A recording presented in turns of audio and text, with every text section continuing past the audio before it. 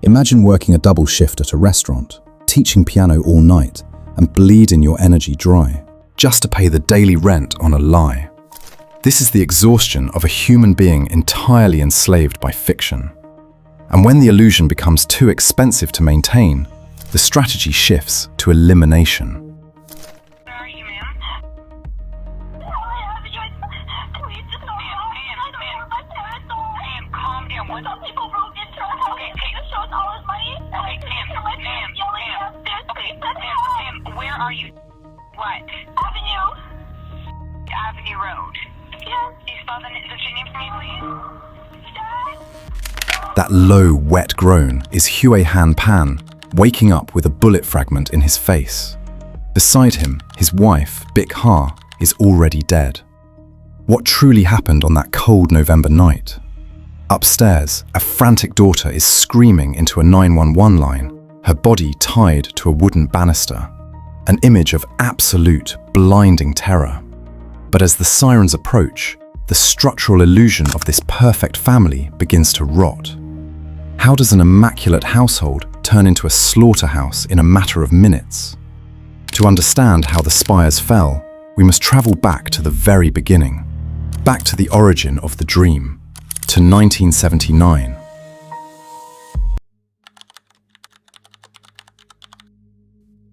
Hue Han Pan arrived in Canada in 1979, a political refugee from the remnants of war in Vietnam. He possessed a secondary education, but no domestic currency. Bik Ha arrived via a separate migration, carrying the same silence. They settled in the manufacturing peripheries of Toronto, securing employment at an automotive components supplier. Han managed the precise, microscopic tolerances of steel molds. Bik worked the assembly line, repeating the same mechanical gestures for decades. They lived with an institutional frugality, no vacations, no luxury, no margin for error. Every dollar earned was treated as a structural brick, a fortress to protect the next generation from the hardships of the past. By 2004, the ledger appeared complete, a detached brick home with a two-car garage in Markham, and 2 children expected to validate the entire investment. The parents' strategy was simple. The groundwork was laid in steel. The children would build the spires. Jennifer's curriculum began at the age of 4, piano lessons, figure skating stretching late into the Ontario winter. By elementary school, her bedroom housed a trophy case. It functioned as a corporate balance sheet for the family name. The pressure was not an external threat, it was the oxygen of the household. In grade 8, the first microfractures appeared. Jennifer anticipated she would be named valedictorian. When the ceremony concluded, her name had not been called. The psychological consequence was immediate and quiet. She realized that the system of effort did not guarantee the currency of approval, and if she could not produce reality, she would have to manufacture it. She constructed what she later referred to as her happy mask. Wireframe glasses that suggested compliance. An easy, high-pitched laugh. At Mary Ward Catholic Secondary School, she became a social butterfly, a flute player in the band, an enviable standard of high-achieving normalcy. But beneath the plaster of the mask, the ledger was being cooked. The first forgery occurred in the middle of grade 9. Her grades had settled into the 70% range, respectable for an ordinary student, an existential failure within the parameters set by Han Pan. With household scissors, glue, and a photocopier, she altered the numbers into a sheet of straight A's. Her father noted the document and allowed the routine to continue. Jennifer rationalized that the loan she was taking out carried no interest. But a lie is an active organism. By grade 12, the manual labor of forgery was her full-time occupation. When she failed her final calculus exam, Ryerson University quietly withdrew its offer of admission. To admit the failure meant the total liquidation of her public identity. It meant standing naked before a father who viewed weakness as a betrayal. She chose to engineer a parallel biography. She informed her parents she was attending Ryerson University, with a planned transfer into pharmacology at the University of Toronto. Han was delighted. He purchased a laptop for her studies. Jennifer purchased used biology textbooks and university stationery. Every morning, she packed her bag and took public transit downtown. But she was not heading to a lecture theatre. She was navigating the logistical boundaries of a dual existence. Part of her time was spent in public libraries, filling notebooks with scientific terminology to display on her desk at home. But the true destination of her freedom was an alternative anchor: Daniel Wong, a campus acquaintance who became the center of her psychological orbit. He was everything her domestic prison was not: lenient, chaotic, and available. The fake university career was the architecture she constructed to purchase time in his world. To fund the operational costs of this fiction, she taught piano, waitressed, and tended bar. When questioned about tuition, she forged government loan documents. She invented a $3,000 scholarship for academic excellence. Every morning was an exercise in theatre. Every evening was an interrogation avoided. The lie had ceased to be a temporary shield. It had become her primary residence. By the second year of the university fiction, the deceit required physical space. The boundary of a day trip to Toronto was no longer sufficient. Jennifer informed her parents she had transitioned to the University of Toronto. She claimed the daily commute from Markham was eroding her health. She requested permission to reside near the campus 3 nights a week, staying with a female classmate named Topaz. Bik Ha intervened, convincing Han that the arrangement was practical. But Jennifer never stayed near the campus. To Daniel's family, she maintained a mirror image of the lie, assuring them that Han and Bik approved of the arrangement. When Daniel's mother requested a meeting to formalize the relationship, Jennifer neutralized it with logistical excuses. For 24 months, she managed 2 domestic identities: an isolated ascetic scholar in Markham, a woman living with her partner and working restaurant shifts in Ajax. But the performance was approaching its expiration date: graduation. To finalize the illusion, she paid an online service to manufacture an immaculate academic transcript with consecutive A's. When the ceremony arrived, she claimed ticket allocations were restricted, arguing that choosing one parent over the other would cause a family rift. On graduation day, her parents stayed home. Jennifer took the transit downtown alone, sitting in a cafe while the actual graduates crossed the stage. She returned that evening with a forged document. Her father placed it among his records. She had graduated from an institution she had never attended, with a degree that did not exist. But a system built on total fiction possesses no margin for error. The collapse came through the routine curiosity of a detail-oriented father. Han Pan noted that while his daughter claimed to be volunteering at a hospital, she possessed no identification badge, no uniform. One Friday morning, Han insisted on driving her directly to the entrance and ordered his wife to follow her on foot. Jennifer observed her mother in the crowd, broke into a run, and hid within the emergency complex until the trail was lost. The next morning, Han bypassed his daughter entirely, calling her classmate Topaz. The truth slipped out. Jennifer had not resided there for years. When Jennifer returned to Markham, the house was silent. The confrontation was sterile and absolute. She admitted the hospital fiction and her life with Daniel Wong. But the mind of a systematic liar always protects the deepest trench. She did not confess that she had never graduated from high school or that her entire university presence was a ghost story. Bik Ha wept openly. Han Pan was apoplectic, his tool and die precision violated. He ordered her to pack her bags and leave permanently. Bik Ha intervened, persuading Han to allow Jennifer to remain under strict, conditional house arrest. Her laptop and cell phone were confiscated, subject to arbitrary inspections.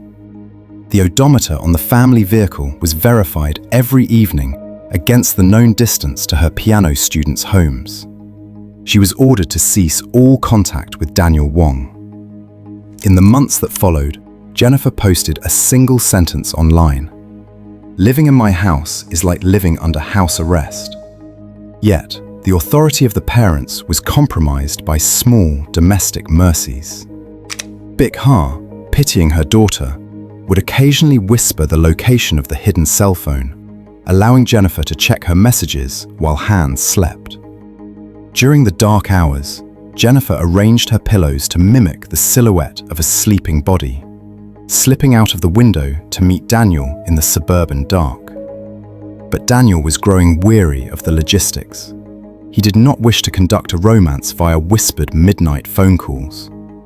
He told her to rectify her life, terminated the relationship, and began dating another woman. The rejection dismantled Jennifer's remaining stability. To regain Daniel's attention, she manufactured a sequence of terror. She claimed a group of men had forced entry into her home. She claimed she had been subjected to a brutal physical assault. She claimed a ballistic round had been placed in an envelope inside her mailbox. She attributed these fictional acts of violence directly to Daniel's new partner. Claiming they were warnings to stay away, the lie had ceased to be a temporary shield. It had become a weapon to manipulate her lover. In the spring of 2010, the idea of elimination ceased to be a passive fantasy. It became an operational objective. Her first attempt was clumsy. Through an acquaintance, she paid $1,500 to a local criminal to eliminate her father in his workplace parking lot. The contractor took the cash and ceased answering her calls. Realizing she had been defrauded, Jennifer returned to the only man who possessed both her affection and a connection to the underworld. Daniel Wong was back in her sphere. His relationship with his new partner was fracturing. Together, they devised a more comprehensive strategy. They would not target the father alone in a public space. They would stage a home invasion at the Markham residence. The initial prosecution theory argued the motive was entirely financial, an inheritance calculated at $500,000. But the psychological undercurrent was far more urgent: the total eradication of the barrier that kept them apart. Daniel provided the operational infrastructure. He gave Jennifer a secondary phone and a clean SIM card to isolate the criminal coordination from her daily life. He connected her with an associate from his trafficking network, Lenford Crawford, known in the suburban underground as Homeboy. Crawford's standard fee for a contract termination was $20,000. As a professional courtesy to Daniel, he agreed to execute the plot for $10,000. On Halloween night, 2010, Crawford conducted a physical reconnaissance. The movement of neighborhood children in costumes provided the perfect cover to evaluate exit routes without drawing suburban suspicion. On November 2nd, a sudden friction emerged in the conspiracy. Daniel transmitted a message stating his attachment to his girlfriend had returned. The logistics immediately wavered under the weight of his hesitation. Jennifer texted, "So you feel for her what I feel for you, then call it off with Homeboy." Daniel replied, "I thought you wanted this for you." Jennifer answered, "I do, but I have nowhere to go." Daniel pushed back, "Call it off with Homeboy. You said you wanted this with or without me." Jennifer's response was absolute. "I want it for me." The next morning, Daniel reasserted his control over the logistics. He messaged, "I did everything and lined it all up for you." The operational momentum was restored. Crawford transmitted a direct query to Jennifer's secure device. "I need the time of completion. Think about it." Jennifer replied, "Today is a no-go. Dinner plans out, so won't be home in time." The targets were dynamic.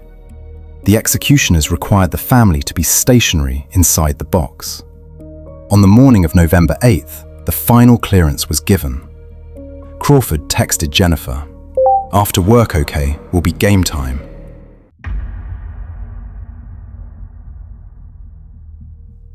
The evening of November 8th unfolded with the kind of routine that rarely leaves a trace in memory. Jennifer remained in her second-floor bedroom, watching television. Down the hall, Han Pan sat reading a Vietnamese-language newspaper before turning out his light shortly after 8:30 p.m. Bic Ha was away from the residence, attending a line dancing class with a relative. Felix Pan, the younger son, was several cities away at university and entirely outside the events that were beginning to take shape. At approximately 9:30 p.m., Bic Ha returned home. She changed into her nightclothes and settled into the family room, soaking her feet in a basin of warm water while watching television. 5 minutes later, David Milvaganam placed a call to Jennifer's secure phone. The conversation lasted 1 minute and 45 seconds. After the call ended, Jennifer walked downstairs and briefly spoke with her mother. Nothing about the exchange appeared unusual. A short time later, she approached the front entrance and quietly unlocked the deadbolt. At 10:02 p.m., the light inside the upstairs study switched on. It remained illuminated for roughly a minute before disappearing again into darkness. Moments later, 3 armed men entered through the unlocked front door. The assault moved with startling speed. One intruder went upstairs to Han Pan's bedroom, forcing him from his bed at gunpoint. Another remained with Bic Ha in the family room. Meanwhile, Jennifer was restrained near the staircase landing with a white shoelace. Han was marched downstairs from the second floor and brought into the family room, where his wife was already being held. The couple were forced onto their knees as the intruders demanded money. "How could they enter the house?" Bic Ha asked her husband in Cantonese. "I do not know. I was sleeping," Han replied. The command came immediately from one of the gunmen. "Shut up, you talk too much." "Where is the money?" Han offered the contents of his wallet. Bic Ha began pleading for her daughter's safety. Despite everything unfolding around her, her concern remained fixed on Jennifer upstairs. "Rest assured, she is nice and will not be hurt." The couple were then forced onto the sectional sofa in the family room. A blanket was pulled over them, obscuring their final view of the house they had spent decades building. For a brief moment, the room fell quiet, and then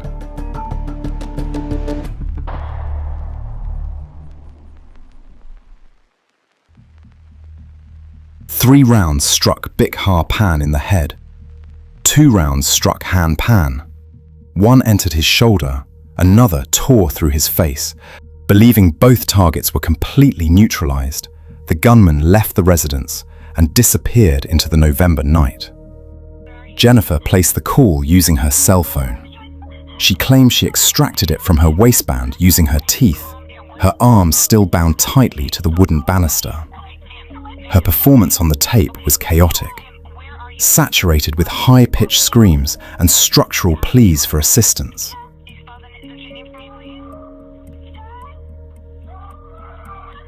But at the 34-second mark, the calculus failed. Han Pan did not die. He awoke on the living room floor, smelling cordite and heavy trauma. His wife's lifeless form resting cold against his side.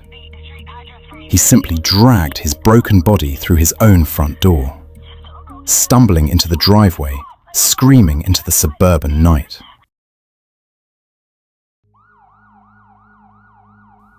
When the York Regional Police arrived, they found Jennifer still bound to the banister. The initial police strategy was routine. They assumed a wealthy family had been targeted by a hostile home invasion crew. But detectives looked for the negative space in a crime scene. There were no signs of forced entry on the doorframe. The keys to the Mercedes and Lexus sat in plain view on the kitchen counter. A professional theft crew would have cleared the assets immediately. The intruders carried no crowbars, no duct tape, no zip ties. They operated with a casual confidence that the door would be open. Most critically, professional operators do not eliminate two older witnesses while leaving a mobile insider unharmed to describe their faces. The state placed Jennifer under a discreet surveillance protocol. On November 12th, Han Pan emerged from an induced coma. His physical state was ruined, but his memory was precise. He informed investigators of two details that destroyed his daughter's narrative. He stated that as he was being led to the sofa, he observed Jennifer standing on the landing. Her arms were completely free at her sides. She was speaking softly to one of the intruders. He described the tone of her voice as friendly. On November 22nd, Jennifer entered the station for her third interrogation. Detective William Gertz utilized a controlled variation of the Reed technique. He informed her the police possess proprietary infrared satellite imagery tracking internal movements during the fatal assault. He claimed he possessed software capable of detecting vocal untruths. In Canada, the state is legally permitted to introduce fraudulent evidence to test the psychological resistance of a suspect. Her resistance collapsed over a 4-hour period. Hunched over the steel table, the mask dissolved. She fabricated her final defensive trench. She admitted she had hired the men, but she claimed the target of the contract was herself. She argued her life was so unendurable she had arranged a suicide by hire. She claimed she tried to cancel the operation in September, but the contractors ignored the order and eliminated her mother out of malice. It was an absurdity that contradicted the data on her secure phone. The theater was over. They arrested her on the spot. Left alone in the cell, the perfect daughter was gone. Only the architect of a collapsed fiction remained. The trial that opened in 2014 was an exhausting 10-month exhibition, a public dissection of domestic decay. Jennifer did not stand in the criminal dock alone. Beside her sat the entire infrastructure of her plot. Daniel Wong, Lenford Crawford, Eric Sean Carty, and David Milvaganam. The jury absorbed 50 witnesses and over 200 physical exhibits. They examined forensic trail metrics and call logs. Text conversations where flirty banter was contrasted against the phrase, "game time." Jennifer spent 7 days on the witness stand, attempting to untangle the footprints of her own conspiracy. She tried to persuade the court that the Crown's narrative was too severe. The jury was unconvinced. The verdict was unanimous for the entire network. Guilty of the highest tier of first-degree homicide.